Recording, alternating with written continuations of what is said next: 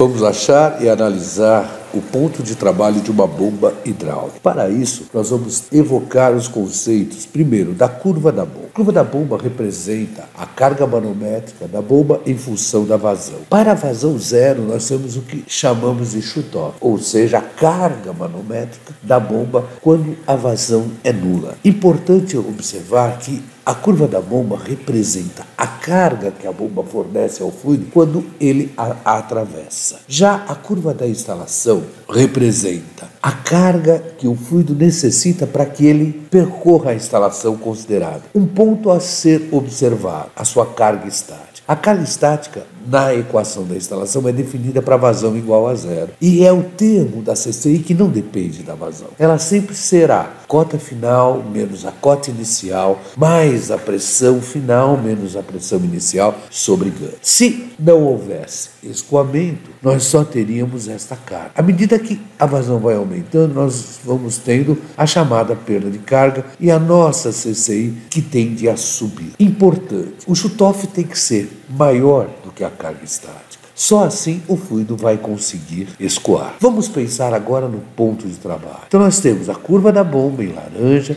e temos a curva da instalação em azul. O ponto de trabalho representa o cruzamento da curva da bomba com a curva da instalação. Ou seja, onde a carga que a bomba fornece é precisamente igual à carga que o fluido necessita. Isto vai propiciar a nossa vazão de trabalho.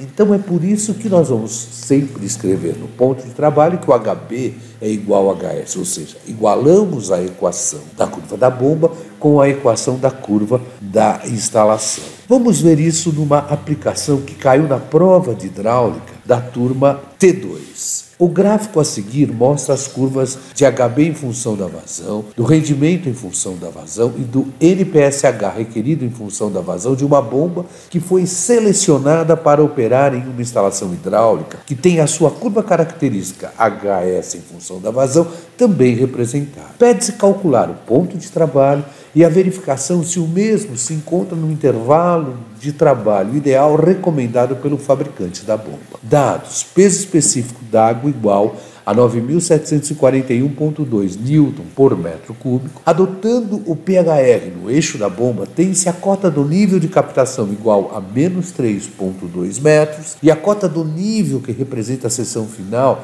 igual a 20,8 metros. E sabe-se que ambos estão abertos à pressão atmosférica. Bom, vamos iniciar calculando a carga estática. E nós sabemos que é a cota final menos a cota inicial, mais a pressão final menos a pressão inicial sobre gama. Ora, a nossa cota final foi dada 20,8 metros. A nossa cota inicial, menos 3,2 metros. Como nós vamos trabalhar na escala efetiva, nós temos que a pressão final e a pressão inicial são iguais à pressão atmosférica igual a zero. Isso porque os reservatórios encontram-se abertos à pressão atmosférica. Desta forma, eu tenho que a carga estática será 20,8 menos 3,2 mais zero. Portanto, a nossa carga estática é igual a 24 metros.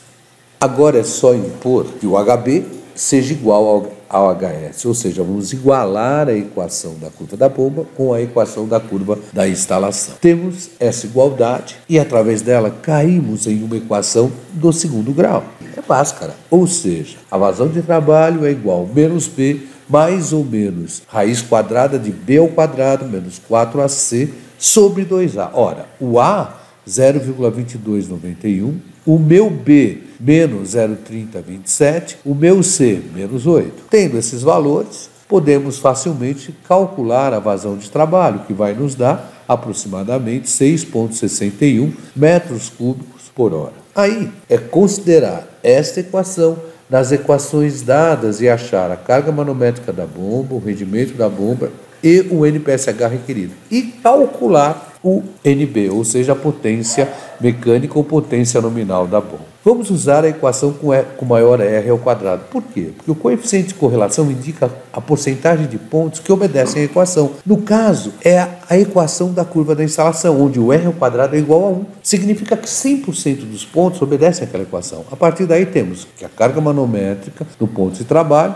seria, substituindo a vazão por 6,61, igual a 28,23 metros. De maneira análoga, substituímos a vazão na equação do rendimento e vamos obter o rendimento igual a 54,54%. Agora chegou a vez do NPSH requerido. Pegamos a vazão de trabalho e colocamos na equação que é dada nas curvas do fabricante. E nós vamos ter um NPSH requerido igual a 4,37 metros. Para calcular a potência mecânica ou a potência nominal da bomba, lembramos que a mesma é igual a gama, peso específico do fluido considerado, vezes a vazão do ponto de trabalho, vezes o HB do ponto de trabalho dividido pelo rendimento do ponto de trabalho. Vamos trabalhar tudo no sistema internacional, o que implica dizer que a vazão será considerada em metro cúbico por segundo, o HB em metro e, claro, a porcentagem sempre dividida por 100.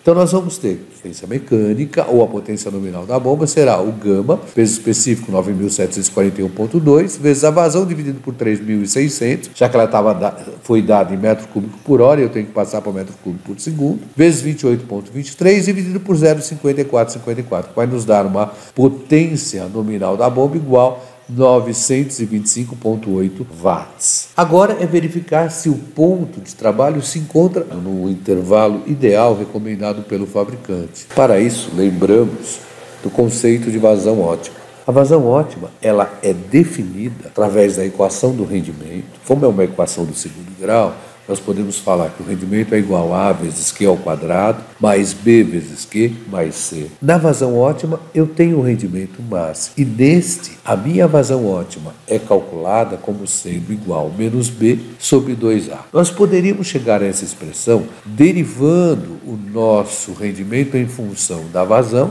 e, a partir daí, escrevendo que essa derivada dá zero para o ponto de massa. Chegamos na mesma expressão. Então, no nosso caso, quando eu defini a vazão ótima, eu venho e marco na curva da bomba e represento 0,5 vezes o valor dessa vazão. E aí eu pego a vazão ótima e represento o ponto de 1,2. A região recomendada pelo fabricante fica nessa faixa de 0,5 vezes a vazão ótima até 1,2 vezes a vazão ótima. Nunca abaixo de 0,5 vezes a vazão ótima pelo problema de recirculação que danificaria a bomba. E muito cuidado se for maior. Nós vamos ter que tomar cuidado porque aumenta-se a probabilidade de cavitação.